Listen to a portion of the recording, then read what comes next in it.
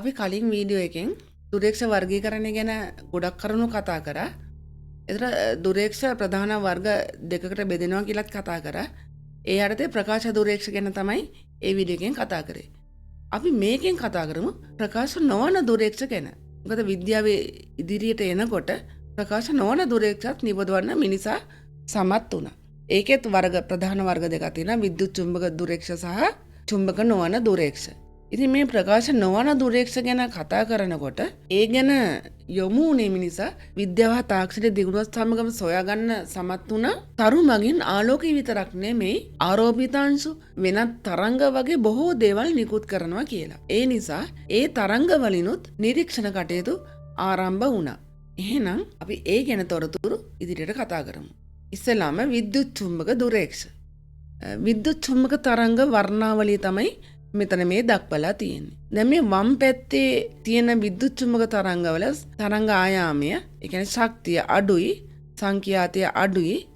නමුත් දකුණු පැත්තට යනකොට ක්‍රමයෙන් තරංග ආයාමය අඩු වෙලා සංඛ්‍යාතය, ඒ කියන්නේ තරංගවල ශක්තිය වැඩි වෙලා තියෙනවා. දකුණු පැත්තේ X කිරණ, ගැමා කිරණ එහෙම එනකොට ශක්තිය වැඩි වෙනවා.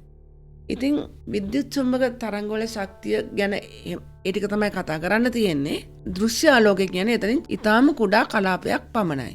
දැන් මේ මැද තියෙන්නේ මේ සූර්යාගේ මෙන්න මේ ප්‍රමාණය විතරයි දෘශ්‍ය ආලෝකය. ඊටු ඔක්කොම විද්‍යුත් චුම්බක තරංග. හොඳයි. දැන් අපි විද්‍යුත් චුම්බක මේ දුරේක්ෂ ගැන බලමු. වර්ග තියෙනවා. රේඩියෝ දුරේක්ෂ, ක්ෂුද්‍ර තරංග දුරේක්ෂ, අදෝරක්ත දුරේක්ෂ, පාරජාම්බුල දුරේක්ෂ, X කිරණ දුරේක්ෂ, ගැමා කිරණ දුරේක්ෂ. දැන් මං ආපහු විද්‍යුත් චුම්බක තරංග වර්ණාවලියට ගියාම ඒ ටික ඔක්කොම මෙන්න මෙතන තියෙනවා පේනවා. තරංග වර්ග. රේඩියෝ තරංග, ඊළඟට ක්ෂුද්‍ර තරංග, අදෝරක්ත කිරණ, ඒ ටික නෙමෙයි තියෙන්නේ. ඊට පස්සේ මේ කුඩා කලාපය තමයි දෘශ්‍යාලෝකය. ඊළඟට පාරජාම්බුල කිරණ කලාපය, ඊළඟට X කිරණ, අවසානයේදී දකුණු පැත්තේ කෙළවර තියෙනවා ගැමා කිරණ. ඒ අනුව තමයි මේ දුරේක්ෂ නිපදවිලා තියෙන්නේ. එහෙනම් අපි ඒව ගැනත් එකින් එක බලමු. මුලින්ම රේඩියෝ දුරේක්ෂ. රේඩියෝ තරංග පරාවර්තනය කරන්න මේ වගේ විශාල දර්පණ තියෙනවා. රේඩියෝ තරංග පරාවර්තනයට සුමට පෘෂ්ඨ අවශ්‍ය නැහැ. අර ආලෝක කිරණ වලට වගේ. ඒ නිසා මේවායේ පෘෂ්ඨ නිපදවන්න හරිම පහසුයි. ඒ වගේම තමයි මේ තරංග පහසුවෙන් නිරීක්ෂණය කරන්නත් පහසුයි. හේතුව තමයි රේඩියෝ තරංග පෘථිවි වායුගෝලය හරහා විනිවිද යන නිසා. ඔන්න රේඩියෝ තරංග. ඊළඟට මේ තියෙන රේඩියෝ දුරේක්ෂය. කීපයක්ම තියෙනවා පේනවා. ඊළඟට අදෝරක්ත හා පාරජාම්බුල දුරේක්ෂ.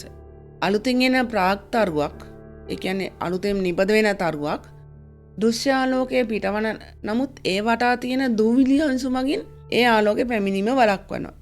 නමුත් ඉන් පිට වෙන අදෝරක්ත කිරණ ඒ දූවිලි අංශු හරහා ගමන් කරනවා. අන්න එතන වෙනසක් තියෙනවා දැනෙනවා.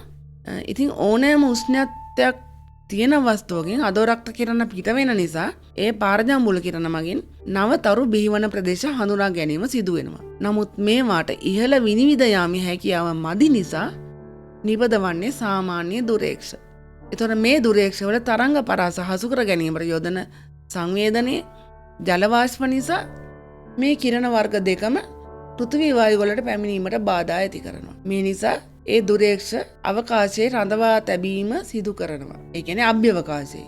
එන පීඩන ස්ථාන තමයි අභ්‍යවකාශය, වායුගණයත්තේ ඊටාම අඩු උස් කඳු මුදුන් වල ඒ වගේ තැන්වල මේ දුරේක්ෂ පීඩවල තියෙනවා. හොඳයි. ඊළඟට බලමු X කිරණ දුරේක්ෂ ගැන. මේ කිරණවල සාපේක්ෂව ඉහළ විනිවිද යාමේ හැකියාවක් තියෙනවා. ඒ නිසා මේවායේ පරාවර්තක සැකස්ම තරමක් වෙනස්. එකවර මෙම කිරණ පරාවර්තනය කරන්න බැහැ. ලෝහ දර්පණ මගින් අවස්ථා කීපයකදී පරාවර්තනය කරලා නාභිගත කිරීම කරනවා. ඒතකොට මේ දර්පණ සිලින්ඩරාකාරයි. කීප වාරයක්ම කිරණ පරාවර්තනය කරන නිසා දුරේක්ෂ නලය ඉතාමත් දිගටි. ඒතකොට මේ කිරණ වායුගෝලය හරහා ගමන් නොකරන නිසා මේවත් අභ්‍යවකාශයේ තමයි රඳවන්නේ. මේ දුරේක්ෂත් අභ්‍යවකාශයේ තමයි රඳවන්නේ. ඊළඟට ගැමා කිරණ දුරේක්ෂ. මේවත් අභ්‍යවකාශයේ රැඳවීම තමයි සිදු කරන්නේ. මේවායේ සංඛ්‍යාතය ඉතාමත් වැඩි. ඔයාලා ඉස්සර දැක්කා වර්ණාවලියේ දකුණු පැත්තේ ඒ සංඛ්‍යාතය වැඩි, ශක්තිය වැඩි පැත්තේ තමයි තිබුණේ. ඉතින් සංඛ්‍යාතය ගොඩක් වැඩි නිසා ඉහළ විනිවිද යාමේ හැකියාවක් තියෙනවා.